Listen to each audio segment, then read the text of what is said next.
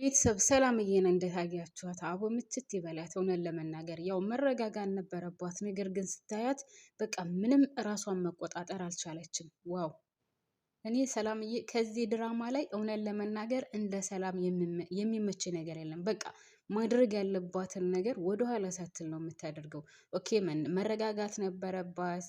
ምን ፈልጋ ለምን እንደመጣች ማለት መረዳት ነበረባት። ነገር ግን ከቤታችሁ ያደረገችውን ነገር ስታስብና እርግብ ካደረገችው አንጻር እንደዚሁ ፊት ለፊት ስታያት ራሷን ልትቆጣጠር አልቻለችም።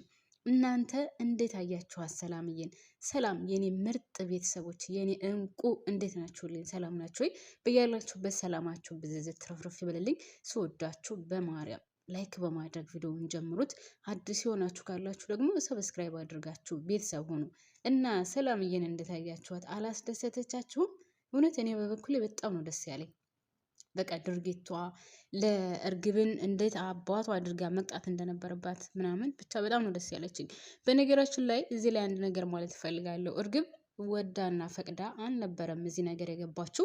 ነገር ግን ከገባችበት በኋላ ደግሞ ያደረገችው ነገርና ስታደርግ የነበረው ነገር የበላይነት እንግዲህ እነሱ ልጆች ሆነው እያለ እሷ ልጅ ሳትሆን የበላይነት እየተሰማትና እኔ የበላይ ነኝ ብላ አስባ ብዙ ነገር እያደረገች ነበር። ካደረገችው ድርጊት አንጻር ከሰላም ጋር ራሱ የነበራቸው ግንኙነት ያው ሁሉንም ድራማውን ያየ ሰው ሁሉም ሰው ያውቀዋል ወይም አይቶታል ብዬ አስባለሁ። ሰው እሱ ብቻም ሳይሆን የእናቷ እንደዛ ዋጋ መክፈል ምክንያቷ እሷ ናት።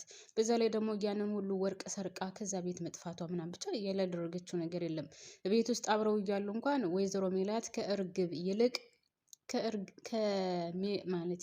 ከሰላምዬ ይልቅ ለእርግብ ነበረ የምታደርገው ሁሉንም ነገር ማለት ነው። ሶ ያንን ስታየው ቤት ውስጥ የነበረውን ችግርና መከራ ያሳለፉትን ሲቃይ ስታስበው ወደ ኋላ መለስ ብላ በዛ ላይ ደግሞ በሀና ላይ የደረሰው መከራ ሲቃይ ከዛ ቤት ተቀጥራ እንኳን እውነት ለመናገር ሀና ከዚህ ድራማ ላይ በጣም ብዙ ዋጋ የከፈለች ናት። ወይዘሮ ሜላትን ብትሆን እንደሰው ወይዘሮ ሜላትን ብትሆን ውድ ቤተሰቦቼ 16 ዓመት ሙሉ ልጃችሁ የት እንዳለች አለማወቅ ማለት እውነት ለመናገር በምድር ላይ እንደዚህ አይነት ከባድ ነገር የለም። ያኔ ከሞተ አንድ ሞቷን ብላችሁ ቁርጡን አውቃችሁ ትረሱታላችሁ። ነገር ግን ያልሞተን ነገር ወይም ደግሞ ሞቷል ተብላችሁ ያልተረዳችሁትን ነገር ወይም አፈር ያላለበሳችሁትን ነገር ተሸክሙ መቀመጥ 16 ዓመት ሙሉ እውነት ለመናገር በጣም ከባድ ነው። ሰው ወይዘሮ ሜላትም በጣም ብዙ ዋጋ ከፍላለች በዚህ ድራማ ላይ እና እንግዲህ ድንብላ ማለት እርግብ ይህንን ነገር ወይም እኔ ለምናሴውም ምን ልትል ነው የመጣችሁ ነው።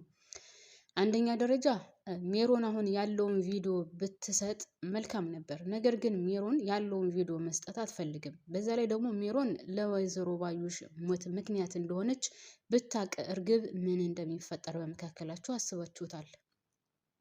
ሶ አሁን ቤተሰቦቼ ሰላምዬ ላይ ያየሁት ነገር በጣም እንትን የሚል ነው። ነገር ግን ረጋ ብላ ደግሞ አስባበት ምን ፈልጋ እንደመጣችና ለምን እንደመጣች ብታስረዳቸው መልካም ነበር። ካሁን በኋላ እርግብ መጥፎ ነገር ታደርጋለች? ኔቨር አታደርግም። ወይዘሮ ሜላት እንዳልገደለችም ጠንቅቃ ታውቃለች። ስለዚህ ለምናሴ የሆነ ነገር ወይም እነሱ ነፃ የሚወጡበትን ወይም ደግሞ አንድ እውነታ የሆነ ነገር ልትናገር ነበር የመጣችው። ያም ሆነ ይህ ነገሩ ሊሳካ አልቻለም። ወይኔ ምናሴ ግን የኔ እናት መከራውን አየኩ። አረ ሰላም ተረጋጊ እንዴ! ጉልበቷስ ጉልበት ነው እንዴ? ማሻ አላህ ነው የሚባለው ውዶች።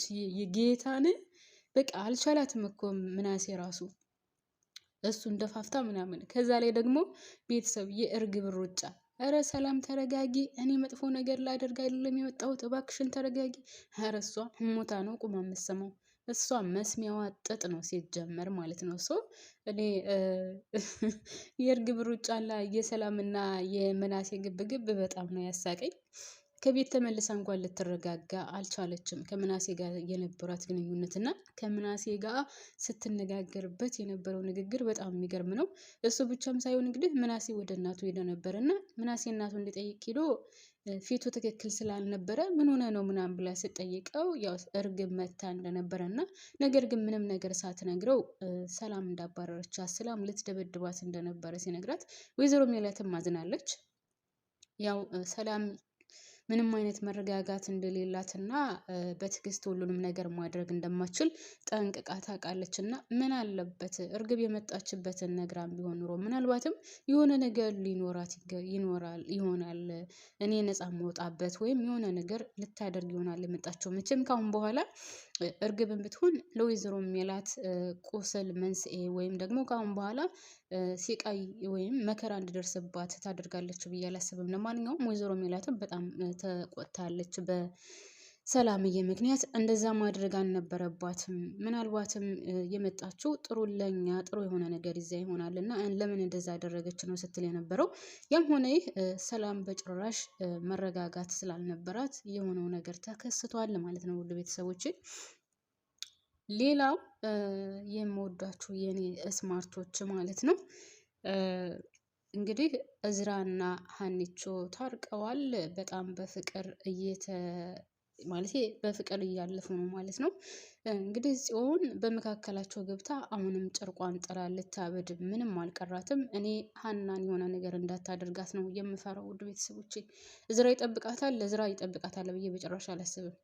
እዝራ ከጽዮን ሀኒቾን ይጠብቃታል ብዬ አላስብም። በዛ ላይ እቺ ከይሴ የሆነች ምን እያሰበች እንደሆነ ወይም ደግሞ ምን አስባ እንደሆነ እዝራ የሚያውቀው ነገር የለም። ስለዚህ እዝራ ሀኒቾን ይጠብቃታል ወይ ከጽ ካላችሁኝ እኔ በበኩሌ ይጠብቃታል ብዬ አላስብም። ጽዮን ደግሞ ከይሴና እስስት ናት። ስለዚህ ሌላው ቀርቶ እንግዲህ ሰላምዬንም አስጠንቅቃታለች። እናንተ ሁለታችሁ ከእዝራ ካራቃችሁ ህይወታችሁ ማለቴ እድሜያችሁ ያጥራል፣ ከእዝራ ከራቃችሁ ግን እድሜያችሁን ታስረዝማላችሁ ነው ስትላት የነበረው።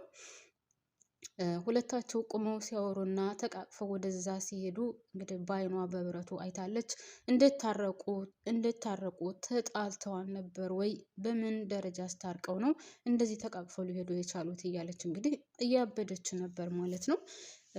እና በቀላሉ ሀናን ትተዋታለች የሚለው ነገር በጭራሽ በቀላሉ የምትተዋት አይመስለኝም። በጭራሽ ውድ ቤተሰቦች አትተዋትም።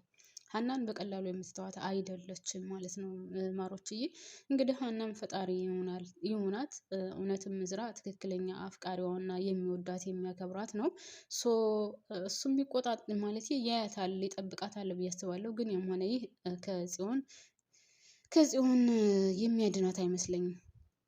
እንግዲህ ቅዱስ እንኳን ካሁን በኋላ ይጨክንባታል ብዬ አላስብም በሀና ላይ። ነገር ግን ሌላ ሰው ከቀጠረችና ወይም ህይወቷን እንዳጠፋት ወይም ደግሞ የሆነ ጉዳት እንዲደርስባት ሌላ ሰው ከቀጠረ ያው ሌላው ሰው ደግሞ ለገንዘብ ሲል ይህን ነገር ያደርገዋል ብዬ አስባለሁ። እና ውድ ቤተሰቦች ብቻ ሀናንም ፈጣሪ ጠብቃት፣ ፍቅራቸውም እንግዲህ ያዝልቅላቸው ማለት ነው የምንፈልገው። አሴር ጋር እንድትሆን ነበር የምንፈልገው። ነገር ግን ከአሴር ጋር ያለው ነገር ካሁን በኋላ የሚሳካም የሚሆንም አይደለም። እሷም የምትወደውና የምታፈቅረው እዝራን ነው። ስለዚህ እዝራን በነገራችን ላይ በጣም ነው የሚወዳት፣ በጣም ነው የሚያፈቅራት። እንግዲህ ሰላምም እውነት ሀናን የምትወዳትና የምታፈቅራት ከሆነ አደራህን ጠብቃት፣ የራስህ አድርጋት፣ እንዳታስቀይማት። ሀናን አስቀየምክ ማለት እኔን አስቀየምክ ማለት ነው፣ እገላለሁ። አቤት ግን ማለቴ ሰላምዬ ወንድ ብትሆን አስባችሁታል? ቤተሰብ የእውነት ሰላም ወንድ ብትሆን አስባችሁታል? በስማ ከጀግናም ጀግና ናት እውነት።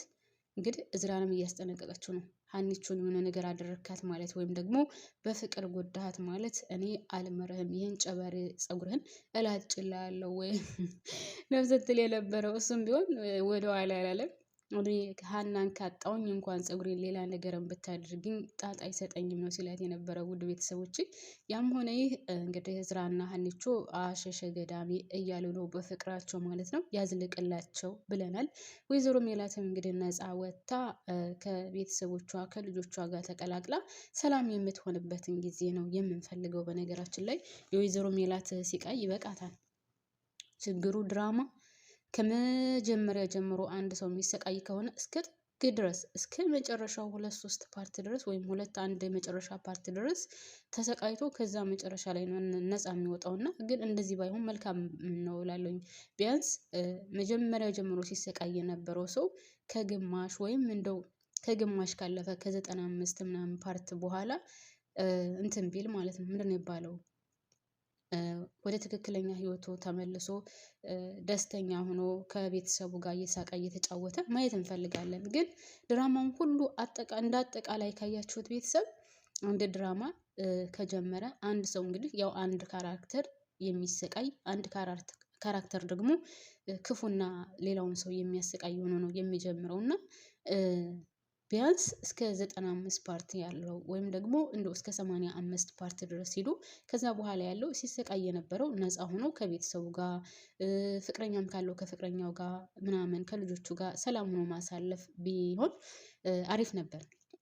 ግን ሁሉንም ድራማ ካያችሁት እስከ መጨረሻው ድረስ ያ ሲሰቃይ የነበረው ሰው ተሰቃይቶ መጨረሻ ላይ ብቻ ነው ነፃ የሚወጣውና እንግዲህ ኖላዊ ድራማም እንደዛ ይመስለኛል ማለት ነው። እንግዲህ ወይዘሮ ሜላትን ካያችኋት ከጀምሮ ጀምሮ እንግዲህ ልጇን በመፈለግ 16 ዓመት ከዛ ተመታ ሐኪም ቤት ከዛ ብቻ ብዙ ነገር አሳልፋለች። ያም ሆነ ይህ አሁንም ባልሰራችውና ባላደረገችው ነገር እስር ቤት ናት ያለችው ማለት ነው ውዶች። እና ላይክ አድርጉልኝ ስወዳችሁ፣ ሰብስክራይብም አድርጉኝ።